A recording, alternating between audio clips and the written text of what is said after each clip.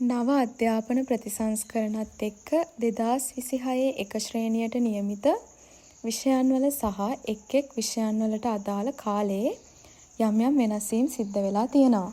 ඉතින් මේ වෙනස්කම් එක්ක 2026 එක ශ්‍රේණියේ කාලසටහන සකස් වෙන්නේ කොහොමද කියලා අපි දැන් බලමු. එක් විෂයන්ට නියමිත කාලය නිසියාකාරව වෙන් කරගෙන කාලසටහන නිවැරදිව සකස් කරගන්නේ කොහොමද කියලා අපි දැන් බලමු. මේ තියෙන්නේ ආදර්ශ කාලසටහනක්. මේ කාලසටහනට අනුව උදෑසන 8 ඉඳලා 8:15 දක්වා උදේ රැස්වීම හා ආගමික වතාවත් සිදු කරනවා. දිනකට මිනිත්තු 15 බැගින් උදේ රැස්වීම සහ ආගමික වතාවත් සඳහා වෙන් කරලා තියෙනවා.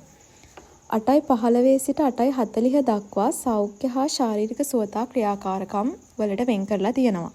දිනකට මිනිත්තු 25 බැගින් දින 5ක් මේ සඳහා වෙන් වෙලා තියෙනවා. උදෑසන පෝෂණ වැඩසටහනට මෙතනදී 8:40 සිට 8:50 දක්වා මිනිත්තු 10ක කාලයක් වෙන් කරලා තියෙනවා. 8:50 සිට 9:50 දක්වා පැයක කාලයක් දිනපතා මව්බස විෂයට වෙන් කරලා තියෙනවා.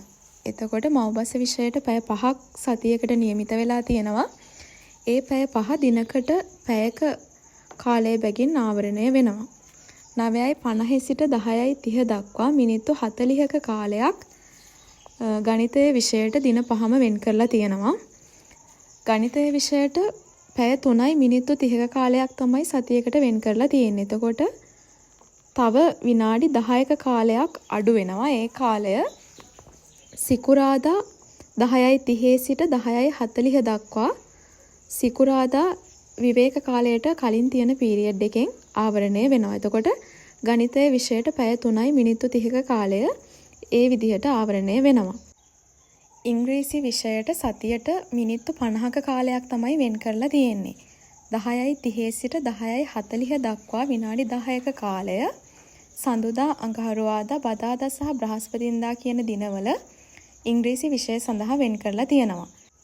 සිකුරාදා දිනයේ ඉංග්‍රීසි වලට නියමිත විනාඩි 10 ඇතුළත් වෙලා තියෙන්නේ අවසාන කාලච්ඡේදයේ. ඒ කියන්නේ 12 සිට 12:45 දක්වා මිනිත්තු 45ක කාලච්ඡේදය ඇතුළේ තමයි ඉංග්‍රීසි හා විෂය සමගාමී කියන විෂයන් දෙක ඇතුළත් කරලා තියෙන්නේ. එතනදී ඉංග්‍රීසි වලට මිනිත්තු 10ක කාලයකුත් විෂය සමගාමී ක්‍රියාකාරකම් වලට මිනිත්තු 35ක කාලයකුත් වෙන් වෙලා තියෙනවා. ඒ ආකාරයට ඉංග්‍රීසි විෂයට නියමිත මිනිත්තු 50ක කාලය කාලසටහනින් ආවරණය වෙනවා. 10:40 සිට 11 දක්වා දිනකට මිනිත්තු 20 බැගින් කාලය විවේක කාලය සඳහා වෙන් කරලා තියෙනවා. 11 සිට 12 දක්වා පැයක කාලය පරිසරය විෂය සඳහා වෙන් කරලා තියෙනවා. පරිසරයට සතියකට නියමිත වෙලා තියෙන පැය 5ක කාලයක්. දිනකට පැය බැගින් දින 5ට පැය 5ක කාලය කාලසටහනින් ආවරණය වෙනවා. ආගම විෂයට කාලච්ඡේද දෙකක් වෙන් කරලා තියෙනවා. ආගම විෂයට සතියට නියමිත වෙලා තියෙන්නේ පැයයි මිනිත්තු 30ක කාලයක්. මිනිත්තු 45 බැගින් වූ කාලච්ඡේද දෙකකින් ඒ පැය 1යි මිනිත්තු 30ක කාලය සඳුදා සහ අඟහරුවාදා කියන දිනවල අවසන් කාලච්ඡේදයේ විදිහට ආවරණය වෙනවා. දෙමළ හා සෞන්දර්ය සඳහා බදාදා අවසන් කාලච්ඡේදය වෙන් වෙලා තියෙනවා මිනිත්තු 45ක කාලච්ඡේදයක්.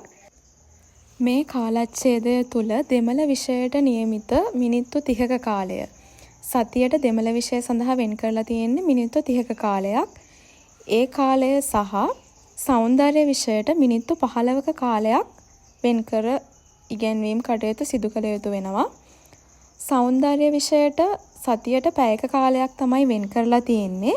ඒ පැයක කාලය බදාදා දින මිනිත්තු 15කින් සහ බ්‍රහස්පතින්දා දින මිනිත්තු 45කින් පැයක කාලය සතිය ඇතුළත ආවරණය වෙනවා. විෂය සමගාමී කටයුතු සඳහා මිනිත්තු 35ක කාලයක් වෙන් කරලා තියෙනවා. ඒ මිනිත්තු 35 සිකුරාදා අවසාන කාලච්ඡේදය තුළ ඉංග්‍රීසි හා විෂය සමගාමී ක්‍රියාකාරකම් සඳහා මිනිත්තු 45ක කාලච්ඡේදයක් වෙන් කරලා තියෙනවා. ඉංග්‍රීසි වලට විනාඩි 10ක් සහ විෂය සමගාමී ක්‍රියාකාරකම් වලට මිනිත්තු 35ක් බැගින් ඉගෙනුම් ඉගැන්වීම් ක්‍රියාවලිය සිදු කිරීමට හැකියාව තිබෙනවා. ඉතින් මේ විදිහට ආදර්ශ කාලසටහනක් ඔබට සපයලා තියෙනවා.